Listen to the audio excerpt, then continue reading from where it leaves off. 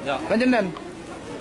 yang awalnya tadi melaksanakan penjelasan, jadi kita geser ke sini untuk melaksanakan audiensi. Jadi biar jelas semuanya. Biar jelas.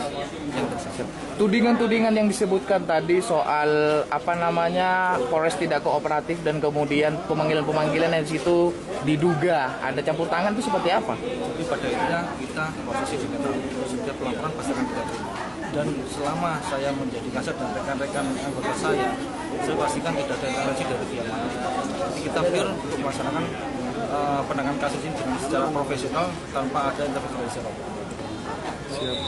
Dapatnya serta rekan media betul-betul mengawal ini secara intens, baru, imunitas baru, cara baru bagi para pelaku. Maka dia harus memiliki kapasitas dan kualitas sebagai saksi. Yang pertama, tolong kepada aparat penegak hukum dalam hal ini Kepolisian Resort Sumeneb dan jajarannya untuk betul-betul konsisten terhadap kasus yang menjadi atensi negara, atensi Polri, serta atensi semua pihak, yaitu menolak, mengutuk, dan mengecam adanya kejahatan seksual ataupun kekerasan terhadap perempuan dan anak.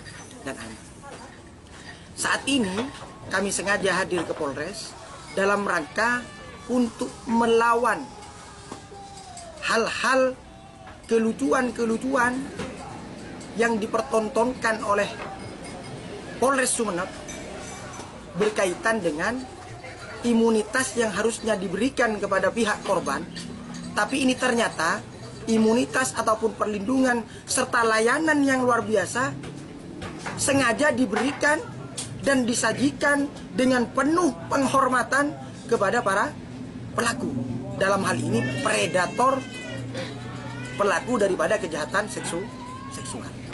Kenapa saya katakan ini diberikan imunitas dan layanan yang luar biasa? Karena yang bersangkutan ini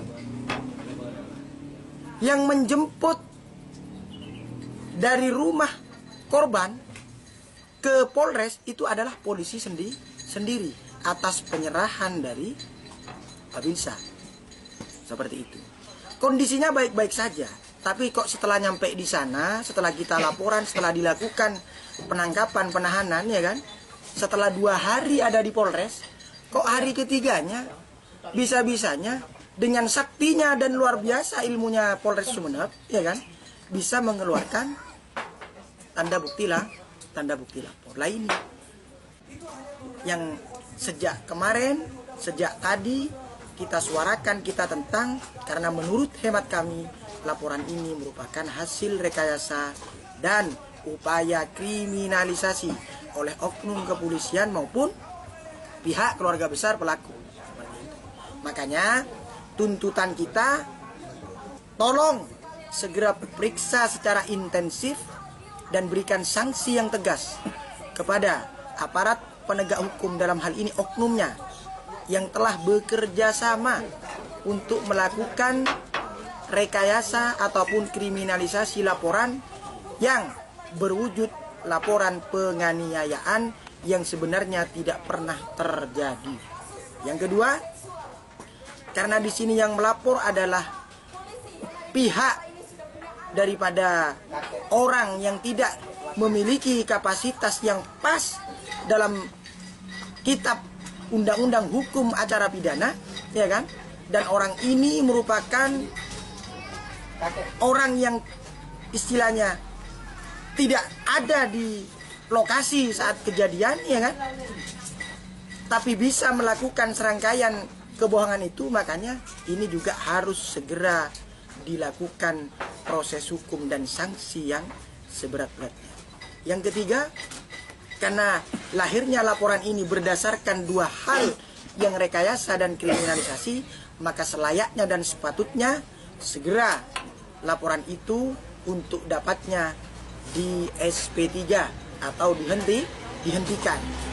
Yang keempat, kita tidak hanya butuh untuk kita saja, tapi hal-hal yang serupa yang terjadi seperti ini yang kita telah saksikan bersama tadi di Polres Sumeneb, kita urai secara detail dengan terbuka, dengan lantangnya, kita sampaikan secara jujur, jangan sampai hal yang seperti ini terjadi lagi, dipertontonkan di kepolisian Resort Sumeneb.